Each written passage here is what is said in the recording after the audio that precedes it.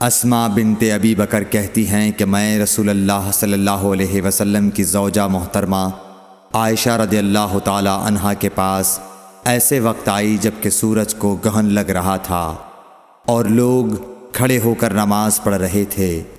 کیا دیکھتی ہوں وہ بھی کھڑے ہو کر نماز پڑھ رہی ہیں۔ میں نے کہا کہ لوگوں کو کیا ہو گیا ہے، تو انہوں نے اپنے ہاتھ سے آسمان کی طرف اشارہ کر کے کہا سبحان اللہ۔ میں نے کہا کیا یہ کوئی خاص نشانی ہے؟ تو انہوں نے اشارے سے کہا کہ ہاں، تو میں بھی آپ کے ساتھ نماز کے لیے کھڑی ہو گئی۔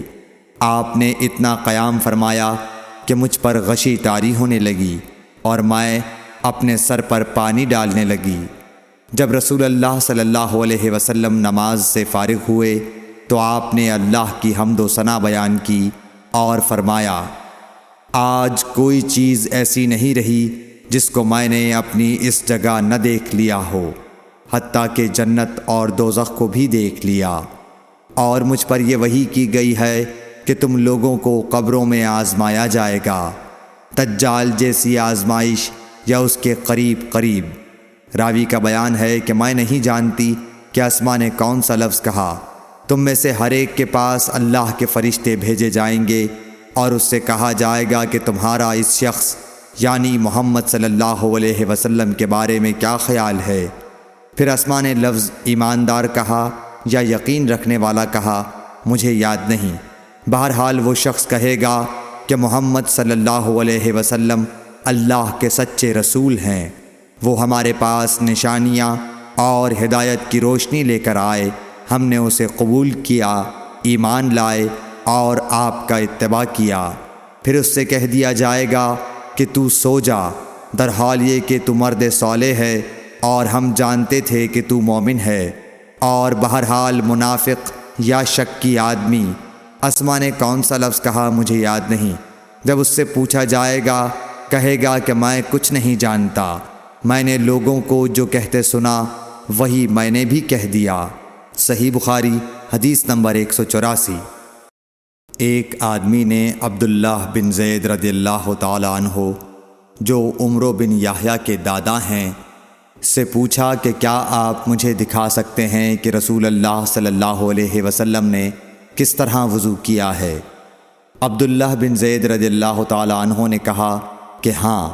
پھر انہوں نے پانی کا برتن منگوایا، پہلے پانی اپنے ہاتھوں پر ڈالا اور 2 مرتبہ ہاتھ دھوئے، پھر 3 مرتبہ کلی کی، 3 بار ناک صاف کی، پھر 3 دفعہ اپنا چہرہ دھویا، پھر کوہنیوں تک اپنے دونوں ہاتھ 2 مرتبہ دھوئے، پھر اپنے دونوں ہاتھوں سے اپنے سر کا مسح کیا، اس طور پر اپنے ہاتھ پہلے آگے لائے پھر پیچھے لے گئے، مسح سر کے ابتدائی حصے سے شروع کیا، پھر دونوں ہاتھ گدی تک لے جا کر وہیں واپس لائے جہاں سے مسح شروع کیا تھا، پھر اپنے پیر دھوئے۔ صحیح بخاری حدیث نمبر 185۔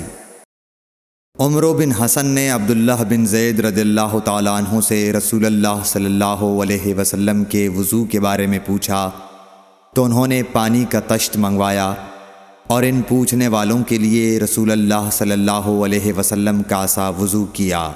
پہلے طشت سے اپنے ہاتھوں پر پانی گرایا، پھر 3 بار ہاتھ دھوئے، پھر اپنا ہاتھ طشت میں ڈالا اور پانی لیا، پھر کلی کی، ناک میں پانی ڈالا، ناک صاف کی 3 چلوؤں سے، پھر اپنا ہاتھ طشت میں ڈالا اور 3 مرتبہ منہ دھویا، پھر اپنے دونوں ہاتھ کوہنیوں تک دوبارہ دھوئے، پھر اپنا ہاتھ طشت میں ڈالا اور سر کا مسح کیا، پہلے آگے لائے پھر پیچھے لے گئے 1 بار، ٹخنوں تک اپنے دونوں پاؤں دھوئے۔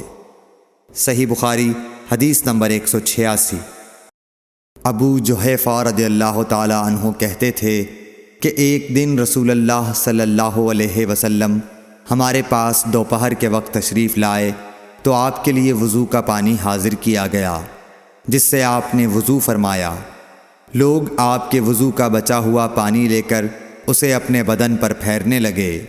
آپ نے ظہر کی 2 رکعتیں ادا کیں اور عصر کی بھی 2 رکعتیں، اور آپ کے سامنے آڑ کے لیے ایک نیزہ تھا۔